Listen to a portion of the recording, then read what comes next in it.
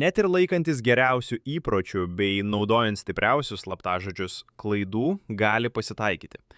Galite spustelėti neteisingą nuorodą, nusiųsti pinigus į neteisingą sąskaitą arba patekti į gudrios aferos pinkles. Geros naujienos. Jūs ne vieni ir yra aiškių veiksmų, kurių galite imtis. Šis vaizdo įrašas skirtas ramiai ir aiškiai parodyti, ką daryti, jei kas nors nutinka ne taip. Pradėkime nuo ženklų atpažinimo, rodančių, kad kažkas gali būti negerai. Galbūt banko išraše pastebėjote keistą nuskaitimą arba jūsų sąskaitoje rodomi pirkiniai, kurių nepirkote. Galbūt gaunate įspėjimą, kad kažkas bandė prisijungti prie jūsų paskyros arba dar blogiau, galite būti užblokuoti. Tai yra įspėjamieji ženklai, į kuriuos reikia nedelsant atkreipti dėmesį. Jei spustelėjote įtartiną nuorodą arba įvedėte savo duomenis į netikrą svetainę, nedelsdami nustokite naudotis programėle ar svetaine. Uždarykite skirtuką, atsijunkite nuo viešojo Wi-Fi, jei jį naudojate, ir stenkitės dar kartą neprisijungti, kol nepatikrinote, kad jūsų įrenginys yra saugus. Kitas žingsnis yra pats svarbiausias. Nedelsdami susisiekite su savo banku arba finansinių paslaugų teikėju.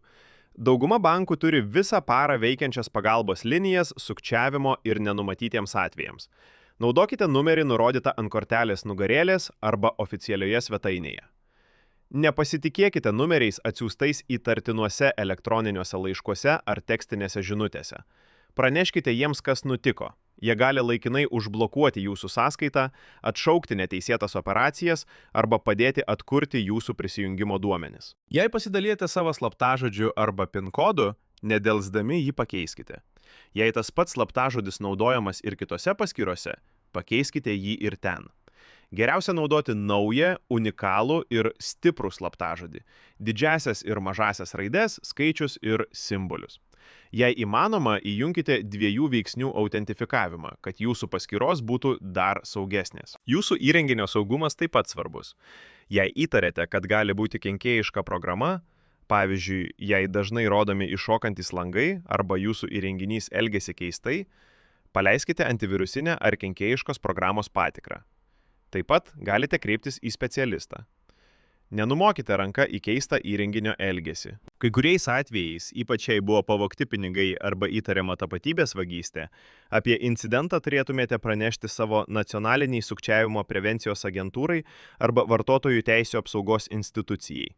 Daugelyje Europos šalių yra specialios tarnybos skirtos pranešti apie sukčiavimą internete. Jos gali ne tik padėti jums atgauti pinigus, bet ir užkirsti kelią sukčiavimui, kuris paveiktų kitus. Dabar pakalbėkime apie pagalbos sistemas. Jei nežinote, ką daryti, paprašykite patikimo šeimos nario, draugo ar globėjo pagalbos. Daugelis vyresnio amžiaus žmonių jaučiasi nejaukiai, kai internete kas nors nutinka ne taip, bet nėra jokios gėdos būti apgautam. Sukčiai yra gudrus ir taikosi į visus, nepaisant amžiaus ar patirties. Svarbiausia – veikti greitai ir apsisaugoti ateityje. Galiausiai, išsprendę problemą, skirkite akimirką peržiūrėti savo įpročius. Ką galėtumėte daryti kitaip kitą kartą? Ar verta nustatyti įspėjimus sąskaitoje? Naudoti slaptažodžių tvarkyklę? Vengti viešo Wi-Fi bankininkystei? Klaida gali tapti vertinga mokymosi galimybė, kuri ateityje padidins jūsų saugumą. O dabar kviečiame jūs į praktinę dalį, kur galėsite pritaikyti savo žinias, atlikdami dirbtiniu intelektu paremtas praktinės užduotis. Pradėkime.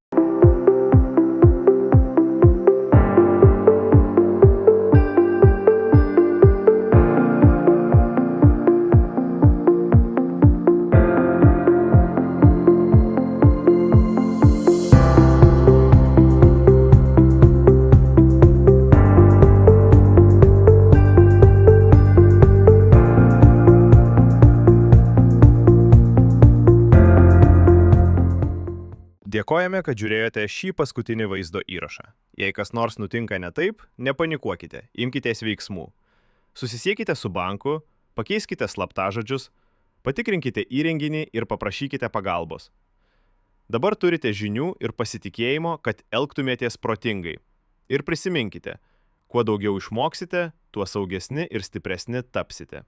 Šis užsiėmimas baigtas. Dėkojame už dalyvavimą. Sekite programą studijoje, kad įgautumėte daugiau skaitmeninio finansinio raštingumo įgūdžių. Sėkmingai baigę mokymo kursą gausite skaitmeninį ženklelį, pasiruošę naudotis skaitmeninėmis finansinėmis paslaugomis.